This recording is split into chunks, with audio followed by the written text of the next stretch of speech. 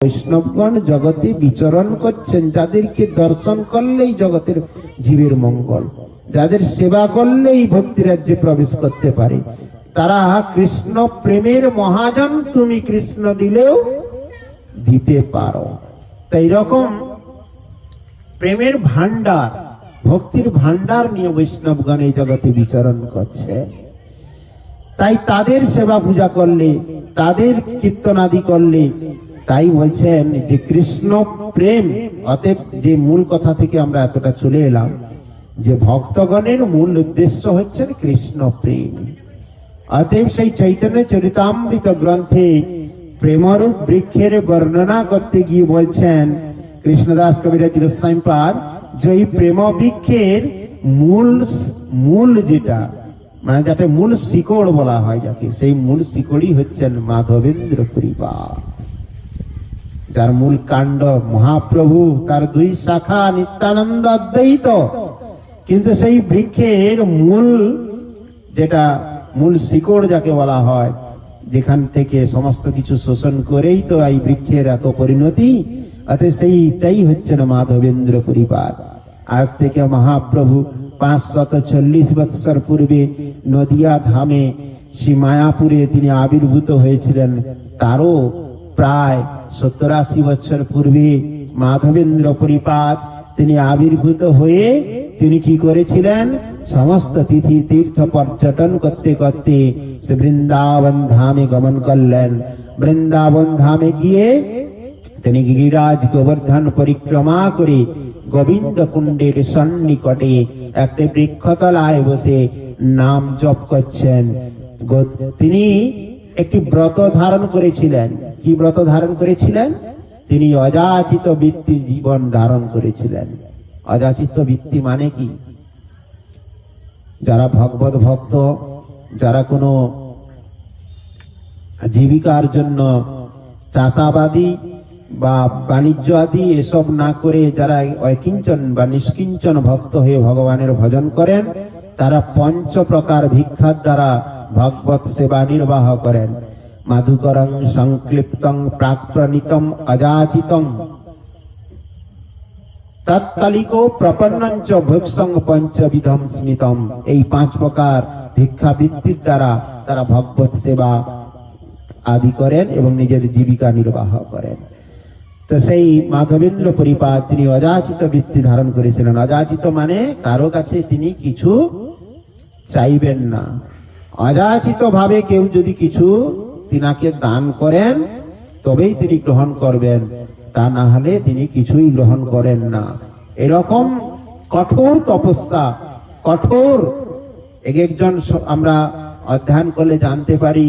শ্রীপাদ আমাদের যে ষড় গোস্বামীগণ, সেই গোস্বামীগণের যে ভজন, এমনকি সনাতন গোস্বামীপাদ তিনি বৃন্দাবন ধামে ভজন করার সময় এক বৃক্ষতলায় একদিনের বেশি দ্বিতীয় দিন থাকতেন না। তার কারণ কি? আসক্তি হয়ে যাবে বৃক্ষের প্রতি। সেই বৃক্ষতলায় আসক্তি হয়ে যাবে বলে প্রত্যেক দিন এক বৃক্ষ পরিত্যাগ করে অন্য বৃক্ষের তলায় গিয়ে ভজন করেছেন। এইরকম নিষ্কিঞ্চন ভজন।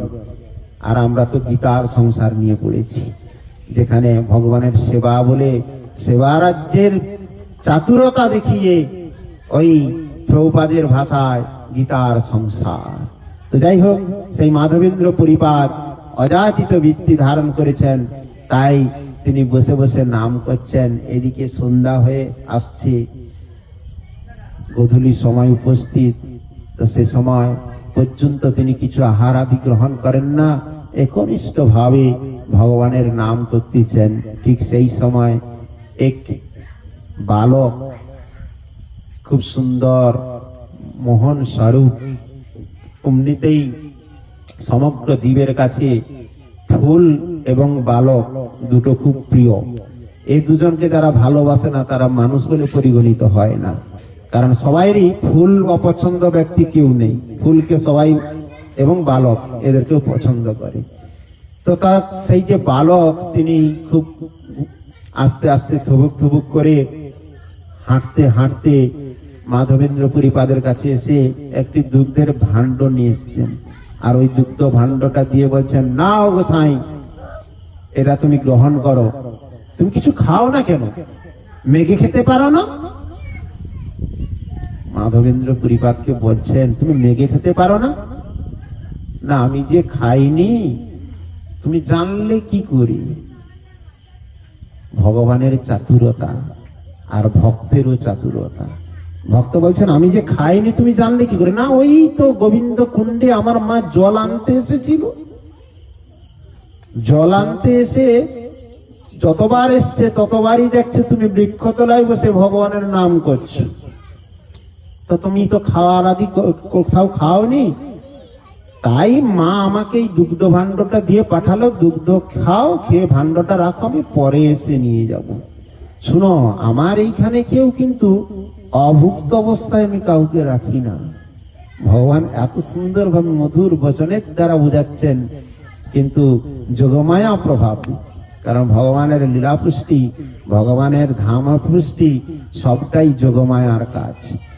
তো আমার মাধবেন্দ্র পুরীপাদ তিনি কিছুই বুঝতে পারলেন না। তিনি বলছেন, ও তোমার মা বলেছে না? হ্যাঁ, ওই তো মা দেখেছে তুমি খাও না, তুমি মেঘে খেতে পারো না।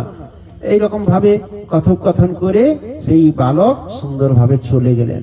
আর এদিকে মাধবেন্দ্র পুরীপাদ সেই দুগ্ধ পান করে ভাণ্ডটাকে রেখে ওই পথপানে চেয়ে আছেন যে কখন ওই সুন্দর মোহন স্বরূপ সেই বালক মোহিত করেছেন। ভগবানের যে আকর্ষক ক্ষমতা, আমরা যে ভগবানের নাম কীর্তন করি তার মূল কথা কৃষ্ণ। কৃষ্ণ কথার অর্থটাই হচ্ছে তিনি সর্বাকর্ষক, ত্রিভঙ্গ মহিমা রূপ। এত সুন্দর তার রূপ মহিমা। কৃষ্ণ, ক্রি অর্থাৎ ভূত সমূহ, স্ন শব্দে আকর্ষক, সবাইকে আকর্ষণ করার ক্ষমতা যিনি রাখেন তিনি কৃষ্ণ। অতএব সেই ভগবানের যে মোহন স্বরূপ যে একাগ্র ভাবে দর্শন করেছেন, যারা ভগবানকে খুব ভালোবাসেন, তার কথা, যে তাকে ভালোবাসে তার কথা, তার রূপ সর্বদা হৃদয়ে ভাসবে, সর্বদা মনে প্রাণে তার ভালোবাসা, তার সেবা, তার সুখবিধান, তার আনন্দ ছাড়া অন্য কিছু অনুভব করবে না। তাই সেই মাধবেন্দ্র পুরীপাদ পথপ্রায় তাকিয়ে আছেন সেই মোহন স্বরূপ, সেই বালক রূপ ধারণকারী কখন আসবে। তিনি তো জানেন না, তিনি তার আরাধ্য দেব, তিনি যার হাত থেকে, যার হস্তকমল থেকে সাক্ষাৎ দুগ্ধ নিয়েছেন, দুগ্ধ ভাণ্ড গ্রহণ করেছেন, তখনও তো মাধবেন্দ্র পুরীপাদ জানেন না যে ইনি আমার আরাধ্য দেব। অতএব তিনি অটোমেটিকলি কি হয়েছে যে ভগবানকে, তার যে আকর্ষণ ক্ষমতা, তার যে মোহন স্বরূপ, তা দেখে তিনি তার প্রতি আকৃষ্ট হয়ে ভাবছেন সেই সুন্দর ছেলেটা কখন আসবে আমার কাছে এই ভাণ্ডটা নিতে। এইরকম তাকাতে তাকাতে নাম করতে করতে অন্ধকার হয়ে গেল, রাত্রি হয়ে গেল। প্রায় ব্রহ্ম মুহূর্ত উপস্থিত। সারা রাত্রি নাম করতে করতে তার পথপানে তাকিয়ে থাকতে থাকতে পরিশ্রান্ত অবস্থায় মাধবেন্দ্র পুরীপাদ নিদ্রাচ্ছন্ন হলেন। নিদ্রাচ্ছন্ন হয়ে তিনি শুয়ে আছেন, মানে শয়ন বলতে সেই বৃক্ষতলায় শুয়ে আছেন। তখন স্বপ্নে দেখলেন সেই মোহন স্বরূপ সেই বালক এসে বলছে, উঠহ মাধব, বহুদিন তোমার পথ করি নিরীক্ষণ, কবে আসি মাধব আমার করিবে সেবন। নিতাই গৌর প্রেমানন্দে হরি হরি। ভগবানের দর্শনে ভক্তগণ ছুটে যান, আবার ভগবানও তাকিয়ে আছেন আমার প্রিয় ভক্ত কখন আসবে, তাকে দর্শন করব। শিলা গুরু মহারাজ বলতেন, একটা মন্দিরে ভগবানের লীলাবিলাস স্থান, মন্দিরে দেখবে হাজার হাজার লাখো লাখো প্রত্যেক দিন ভক্ত সমাগম হচ্ছে, ভক্তদের ভিড় লেগে গেছে, এক সেকেন্ড দাঁড়িয়ে ভগবানকে দর্শন করার সুযোগ ভক্তরা পায় না। তো এরকম লাইন দিয়ে ভগবানের দর্শন করতে হয়। যারা গেছেন বালাজি মন্দির, যারা গেছেন পুরীতে জগন্নাথ মন্দির, জির মন্দির, যারা গেছেন বেঙ্কটেশের দর্শন, এই সমস্ত যারা গিয়েছেন তারা অনুভব করবেন যে এক ঝলক ভগবানকে দর্শন করার জন্য কত না কষ্ট করতে হয়। শ্রীক্ষেত্র ধামে নাগার্জুন বেশ দীর্ঘ 30 বৎসর পর সেই নাগার্জুন বেশ যখন হয়, সেই নাগার্জুন বেশ দর্শন করার জন্য একজন ভক্তকে প্রায় 13-14 ঘন্টা লাইনে দাঁড়িয়ে থাকতে হয়। 13-14 ঘন্টা পর যখন গর্ভমন্দিরে প্রবেশ করেন, তখন 1 সেকেন্ড দাঁড়াতে আপনাকে দেয় না প্রশাসন, শুধু লাইন দিয়ে আপনাকে ঠেলে ঠেলে বের করে দিচ্ছেন। এইরূপ ঝলক দর্শন হয় ভগবানের সাক্ষাৎ দর্শন করার। অতএব এরকম দর্শনার্থী আসে ভগবানের দর্শনে, কিন্তু ভগবান অধীর আগ্রহে তিনিও তাকিয়ে থাকেন তার প্রিয় ভক্ত কখন তার সামনে আসবেন, তাকে দর্শন করবেন ভগবান। এরকম ভক্তও আছেন। শ্রীকৃষ্ণ আকর্ষণী চষা ভক্ত। ভক্তির 6টা উত্তম কেশগ্নি সুবদা মক্সলগুতাকৃত সুদুর্লভা সান্দ্রানন্দ বিশেষাত্মা। শ্রীকৃষ্ণ আকর্ষণী চষা, আকর্ষণ, ভগবানকেও আকর্ষণ করে আনতে পারেন এরকম ভক্তও জগতে বিদ্যমান। নিতাই গৌর প্রেমানন্দে হরি হরি হরি। অতএব সেই মাধবেন্দ্র পরিপাদ কবে আসি মাধব আমার করিবে সেবন। ভগবান বলছেন আর কি সেবক ছিল না, আর কি ভক্ত ছিল না? কিন্তু ভগবান অধীর আগ্রহে অপেক্ষা করছেন, তাই বলছেন কবে আসি মাধব আমার করিবে সেবন। বহুদিন তোমার পথ করি নিরীক্ষণ, আমি তোমার পথ পেয়ে তাকিয়ে আছি বহু যুগ বহুদিন। সেই মাধবেন্দ্র পরিপাদকে বলছেন গোপাল যে দেখো এই গোবিন্দ কুণ্ডের সন্নিকটে ওই যে ঝোপ জঙ্গল দেখছো, ওই জঙ্গলের মধ্যে আমি খুব কষ্টে পড়ে আছি, বালুকা আচ্ছন্ন অবস্থায়। এক সময় আমাকে প্রতিষ্ঠা করেছিল কে? দাপর যুগে ভগবান শ্রীকৃষ্ণের পুত্র কে? তার নাম হচ্ছে, নামটা আসছে না, বজ্রনাভ। অতএব সেই বজ্রনাভ আমাকে প্রতিষ্ঠা করেছে, কিন্তু পরবর্তী সময় ম্লেচ্ছ ভয়ে আমার সেবক ওই ঝোপঝাড়ে আমাকে ফেলিয়ে চলে গেছে। সেদিন থেকে এই ঝোপের মধ্যে বালুকাচ্ছন্ন হয়ে আমি আছি। আমি রোদ বৃষ্টি ঝড়ে কত কষ্ট পাচ্ছি, তাই তোমার পথ আমি নিরীক্ষণ করছি। কবে তুমি আসবে? তুমি আসলে আমার সেবা প্রকাশ করবে। এরকম ভগবান বলছেন সাক্ষাৎ গোপাল দেব যে তুমি সকালে আমাকে উত্তোলন করো, আমার অভিষেক করো, আমার সেবা করো। সাক্ষাৎ ভগবানের এই আদেশ পেয়ে মাধবেন্দ্র পরিপাদ পরের দিন সকালবেলা সেই মথুরাবাসী ব্রজবাসী সমস্ত ধামবাসীদের বললেন যে তোমরা সবাই এসো, গোপাল দেব আবির্ভূত হবেন। গোপাল দেবকে এইখানে জঙ্গলের মধ্যে পরিষ্কার করে গোপাল দেবকে আনয়ন করতে হবে। এই কথা শ্রবণকারে সহজাত প্রীতি সেই ব্রজবাসীগণ। আজকে ধামের মহিমা যারা গিয়েছেন, যারা সেই ভগবানের যে অপ্রাকৃত লীলাভূমি, সাক্ষাৎ যার রেণু কণা, যার বায়ু, সেখানের অক্সিজেন সবটাই হচ্ছে ভগবতময়। তার বৃক্ষ লতা পাতা সর্বত্র ভগবানের লীলা কীর্তনে বিভোর, ভগবানের সেবায় বিভোর। সেই অপ্রাকৃত চিন্ময় ধাম, সেই চিন্ময় ধাম যারা গেছেন তারা উপলব্ধি করবেন এখনো রাধে রাধে। সমস্ত ভক্তগণ দেখলেই তারা এখনো ভক্তদেরকে কত সম্মান করেন, গোস্বামীদের কত সম্মান করেন, বাবা বলে আখ্যায়িত করেন, বাবা রাধে রাধে, বাবা রাধে রাধে। অতএব সেই বৃন্দাবনস্থ ব্রজবাসীগণ তারা যখন শ্রবণ করলেন যে গোপাল দেব প্রকটিত হবেন, এই কথা শুনে যার বাড়িতে কুঠাল কাস্তে আদি ছিল সব নিয়ে ঝোপ জঙ্গল পরিষ্কার করতে সবাই চলে আসলেন। এসে সেই গোবিন্দ কুণ্ডের সন্নিকটে সেই যখন ঝোপঝাড় পরিষ্কার করে দেখলেন সত্যি সত্যি প্রকাণ্ড শরীর ভগবান শ্রী গোপাল দেব বিরাজমান, তাকে সেখান থেকে তুলে তৎক্ষণাৎ কি করলেন, ওই গোবিন্দ কুণ্ডের সজা গিরিরাজ গোবর্ধনের উপরে উঠালেন। ওখানে কিছু পাথর নির্মিত করে পাথরের দ্বারা সিংহাসন বানালেন, সেই সিংহাসনে প্রতিষ্ঠিত করলেন গোপাল দেবকে। আর ওই গোবিন্দ কুণ্ড থেকে সুশীতল জল ভালো করে ছেঁকে শত শত ঘটে জলপূর্ণ করে ওই গোপাল দেবের অভিষেক করলেন মাধবেন্দ্র পরিপাদ নিতাই গৌর প্রেমানন্দে হরি হরি বল। এখনো সেই গোপাল মন্দির কেউ গিরিরাজ গোবর্ধনে যারা গিয়েছেন তারা দর্শন করেছেন। ওই গোবিন্দ কুণ্ডের সজা উপরে গোপাল মন্দির, তার অপোজিট সাইডে আছে গোশালা। গিরিরাজ ঘুরে উপাসে আসলে ওই গোশালা দেখতে পাওয়া যায়। কিন্তু মহাপ্রভুর নির্দেশ, মহাপ্রভুর আদর্শিত পথে গৌড়ীয় বৈষ্ণবগণ কখনো ওই গোপাল মন্দিরে উঠেন না, কারণ ওই গোপাল মন্দির সাক্ষাৎ গিরিরাজ গোবর্ধনের উপরে। গিরিরাজ গোবর্ধনের উপরে, যেহেতু গিরিরাজ গোবর্ধন হচ্ছেন ভগবানের সাক্ষাৎ শরীর, অতএব তার শরীরে পা দিয়ে কি করে ভক্তগণ উঠবেন?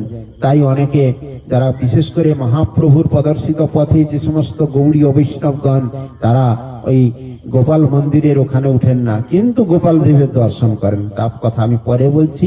তো মাধবেন্দ্র পরিপাদ সেই গোপাল দেবের যখন অভিষেক করলেন শত শত জলপূর্ণ ঘটের এবং বিবিধ কর্পূর চন্দনাদি দিয়ে এই যে অভিষেক হলো, এই কথা পরের দিন যেমন পরপর ভাবে প্রচার হলো, মথুরা নিবাসী সমস্ত ভক্তগণ জানতে পারলেন যে সাক্ষাৎ গোপাল প্রকটিত হয়েছেন, গোপাল দেব আবির্ভূত হয়েছেন।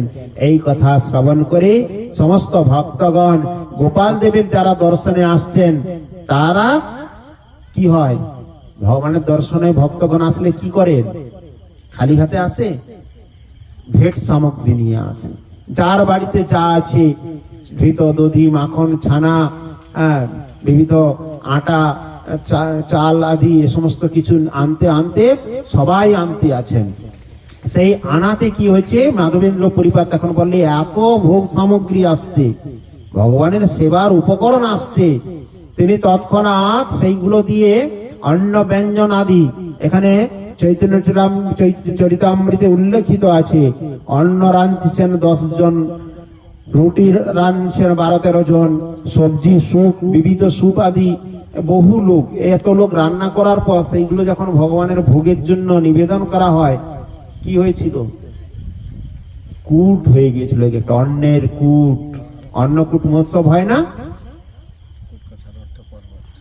অতএব অন্নের কূট সেই পর্বত ন্যায় হয়ে গেছে, অন্ন, রুটি, স্যুপ আদি। অতএব সেইগুলো গোপাল দেবের ভোগ লেগেছে। কে ভোগ লাগিয়েছেন? গোপাল দেবের পূজারী কে? সাক্ষাৎ মাধবেন্দ্র পরিপাদ, যিনি কি না দুগ্ধহারকারী। তিনি ভগবানের সেবা করেন, ভগবানের ভোগ নিবেদন করেন, তিনি কিন্তু অযাচিত ভাবে দুগ্ধ আহার করেন, দুগ্ধ আহার করে তিনার জীবনে। সনাতন গোস্বামীপাদ তিনি ভিক্ষা করে মাধুপুরীর দ্বারা শ্যামসুন্দরের ভজনা আরাধনা করছিলেন। তো তিনি যে রুটি ভিক্ষা করে নিয়ে এসছেন, একদিন শ্যামসুন্দর সাক্ষাৎ সনাতন গোস্বামীপাদকে বলছেন, আরে সনাতন, তুমি যে আমার ভোগ লাগিয়েছো, তুমি রুটিটা শুধু দিয়েছো, রুটির সঙ্গে একটু নুন দাওনি? এই আন্না রুটিগুলো আমি নুন ভিন খাই কি করে? সনাতন গোস্বামীপাদ বলছেন, তোমার আবার প্রচুর বায়না, আজকে চাইছো রুটি, কালকে চাইবে দুধ, তারপর দিন চাইবে ঘি, তারপর দিন মধু, শর্করা আদি। আমি পাবো কোথায়? গরিব মানুষ, আমি তো মাকে ভিক্ষা করে 2টি রুটি নিয়েছে, তোমার সেবা দিয়ে আমি গ্রহণ করি।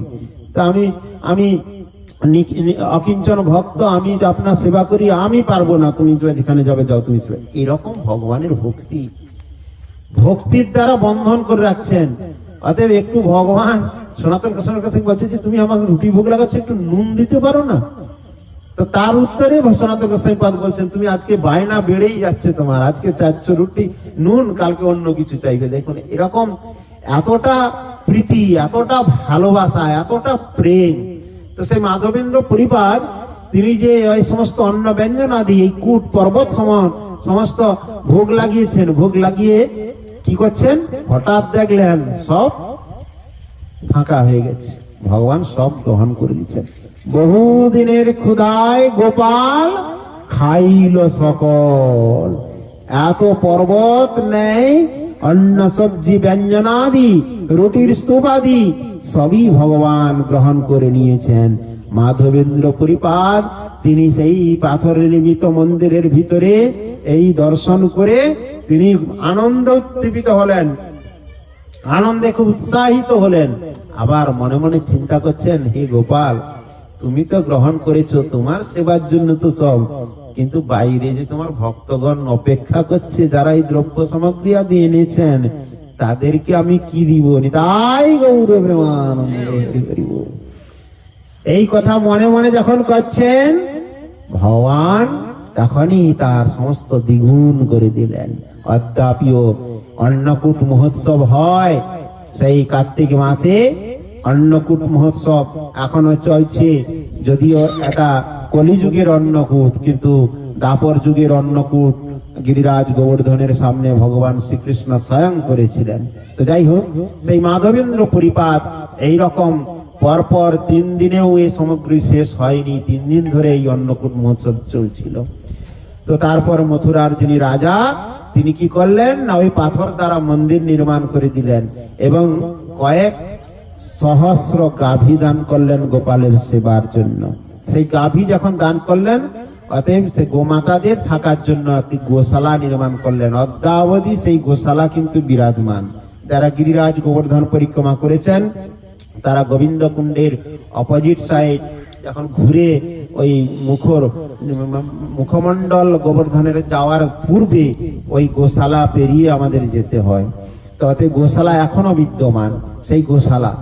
অতএব সেখানে শ্রী মাধবেন্দ্র পরিপাত সেই গোপালের সেবা প্রকাশ করলেন এবং সেই গোমাতার যে দান করেছেন রাজা, সেই গোমাতার সেবা এবং রক্ষণাবেক্ষণ, তার জন্য কিছু সেবক তিনি গৌড় থেকে কিছু ব্রাহ্মণকে দীক্ষা প্রদান করে এই সেবা প্রদান করেছিলেন। তার প্রথম এই শিষ্য 3 জন গৌড়িয়া ভক্তকে তিনি দীক্ষা প্রদান করেছিলেন। তাই গৌর প্রেমানন্দে হরি হরি। সেই মাধবেন্দ্র পরিপাত তিনি সেবকদের দিয়ে ভগবানের গোপালের সেবা করতেছেন। তারপর কি হলো, আবার গোপালদেব তাকে স্বপ্নে বলতেছেন, কি বলছেন, হে মাধব, তুমি তো আমার সেবা প্রকাশ করলে, চৈত্র মাস, বৈশাখ আসছে, সেই সময় তাকে স্বপ্নে বলছেন যে তুমি তো আমার সেবা বিস্তার করলে, কিন্তু বহুদিন যাবৎ আমি যে জঙ্গলের মধ্যে রোদ ঝড় বৃষ্টি এবং প্রখর রোদের মধ্যে